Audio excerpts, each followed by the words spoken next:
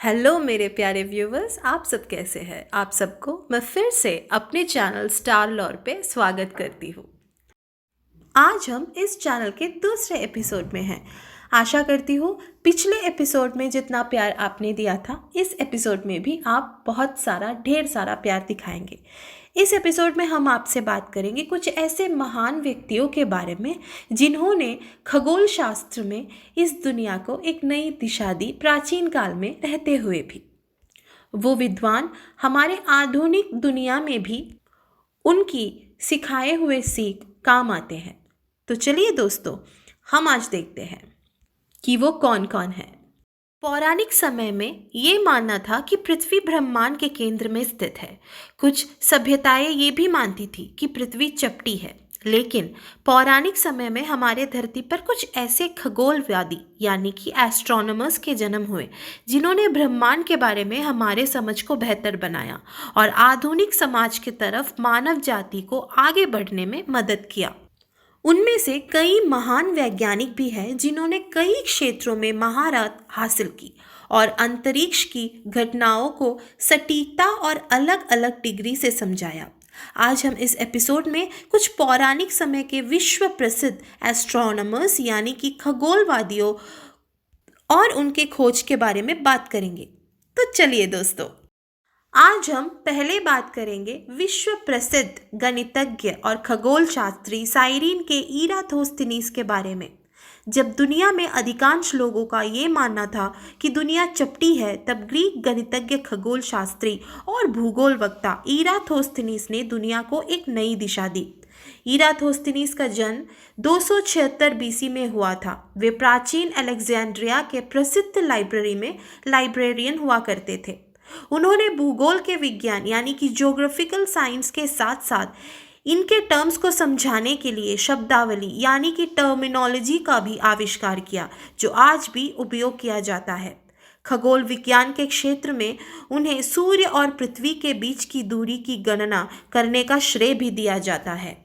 इराथोस्थनीस वो पहले व्यक्ति के रूप में जाने जाते हैं जिन्होंने पृथ्वी की दूरी की झुकाव यानी कि tilt of the earth's axis और लीप डे की आविष्कार की गणना की थी, और वो पहले व्यक्ति थे जिन्होंने दुनिया का मानचित्र यानी मैप ऑफ द वर्ल्ड, जो मेरिडियन और पैरेलल का उपयोग करते हुए बनाया, जो बाद में एक सिस्टम डेवलप हुआ स्टार्स और दूसरे सेलेस्टियल बॉडीज के पोजीशन का भी इंगित करते हैं।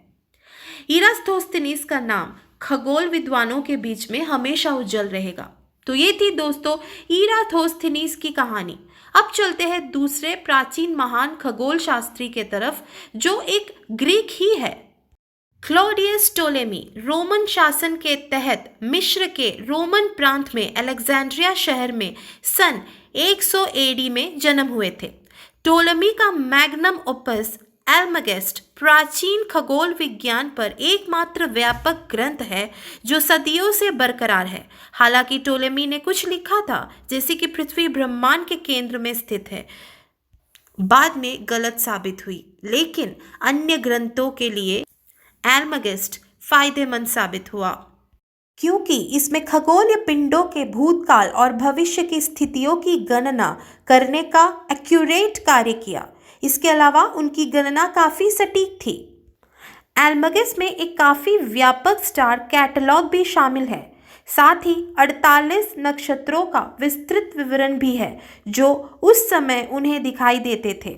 ये तारामंडल आज उपयोग में आने वाले हैं। 88 आधुनिक तारामंडल के प्रेडेसेसर्स हैं। उनका ये कहना था कि उनका ऑब्जर्वेशन उनके एंसेस्टर्स के ऑब्जर्वेशन पे आधारित है जो प्राचीन वक्त के थे। तो ये थी दो महान ग्रीक खगोल शास्त्रियों की खोज की कहानी। तो अब चलते हैं अपने भारत की ओर। भारतीय खगोल विज्ञान का प्राचीन काल से लेकर आधुनिक काल तक का लंबा इतिहास है। भारतीय एस्ट्रोनॉमी की कुछ शुरुआती जड़ें सिंधु घाटी सभ्यता की अवधि या उससे पहले की हो सकती है। बाद में इंडियन एस्ट्रोनॉमी वेदांग या वेद के अध्ययन से जुड़े ऑक्सिलरी डिसिप्लिन्स में इकाई के रूप में विकसित हुए। भारत का खगोलीय इतिहास का उच्चता में पहुंचाने का श्रेय महान खगोल शास्त्री आर्यभट्ट को दिया जाता है। आर्यभट्ट जब केवल 23 साल के थे अपने सबसे प्रसिद्ध कृति आर्यभट्टिया का निर्माण किया। और क्या था, खगोल विज्ञान के गणित में उनकी उपलब्धियां सूचीबद्ध करने के लिए तो अधिक है। अफसोस की बात यह है उनकी मूल रचनाएं आज कहीं खो गई है।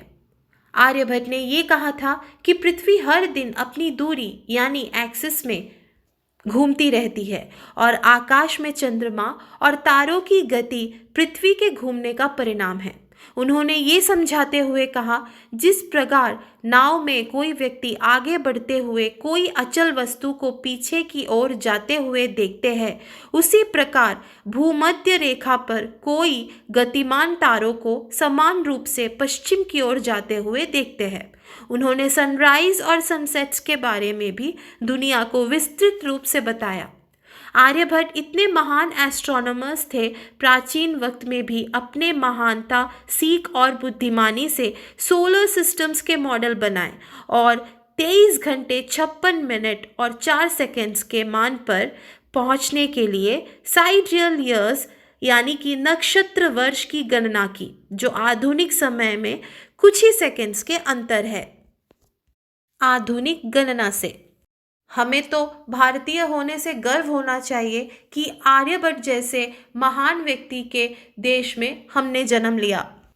तो चलिए दोस्तों, आगे बढ़ते हुए चलते हैं पर्शिया की तरफ और जानते हैं प्रसिद्ध खगोल विद्वान और गणित शास्त्रज्ञ मोहम्मद इब्न मूसा अल ख्वारिज़मी के बारे में।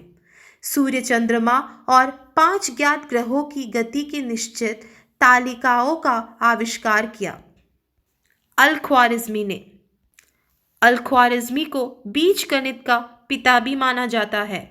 साथ में उन्होंने एस्ट्रोनॉमिकल टेबल्स का भी आविष्कार किया, जो खगोलीय गणना के 37 अध्याय ज्योतिषी डेटा के 116 तालिकाएं भी शामिल है, जो कि आज भी आधुनिक खगोल वक्ताओं के काम पे आते हैं। तो ये थी अल ख्वारिज़मी के बारे में जानकारी। तो आगे बढ़ते हुए चलते हैं फिर से प्राचीन यूनान की तरफ। अगर प्राचीन खगोल विद्वानों के तालिका लिया जाए तो सैमोस के एरिस्टार्कस का नाम तालिका में पहले आएगा। वो एक सिर्फ महान एस्ट्रोनॉमर ही नहीं थे, बल्कि एक महान विचारक भी माने जाते थे। एरिस्टार्कस ने पृथ्वी की तुलना में सूर्य और चंद्रमा के आकार का अनुमान लगाया। उनकी परिकल्पना ये भी थी कि तारे और सूर्य गतिहीन रहते हैं और हमारी पृथ्वी एक सर्कल में सूर्य को चारों ओर चक्कर लगाती है। उस प्राचीन वक्त में भी उन्होंने सटीक रूप से अनुमान लगाया कि सूर्य एक कक्षा के बीच में स्थित है और ये स्थिर सूर्य के चारों ओर पृथ्वी और दूसरे गोले चक्कर लगाते हैं। उन्होंने ये भी बताया ब्रह्मांड में सूर्य के जैसे ही सूर्य के समान दूसरे तारे हैं और उनके चारों ओर गोले चक्कर लगाते हैं। जिस वृत्त में वे पृथ्वी के घूमने का अनुमान लगाते हैं, दूरी का अनुपात में होता है गोले के केंद्र के रूप में स्थिर तारे इसके सतह को धारण करते हैं। एरिस्टार्कस के कुछ अन्य उपलब्धियों में एक अक्ष के चारों ओर पृथ्वी के घूमने की भविष्यवाणी करना भी शामिल है।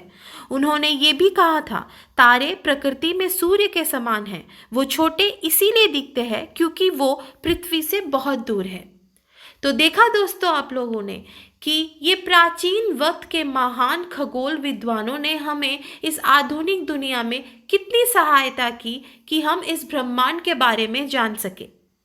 आज के एपिसोड में हमें कुछ ही महान खगोली विद्वानों के बारे में जानकारी प्राप्त की, लेकिन आगे के एपिसोड्स में हम और ऐसे महान व्यक्तियों के बारे में बात करेंगे।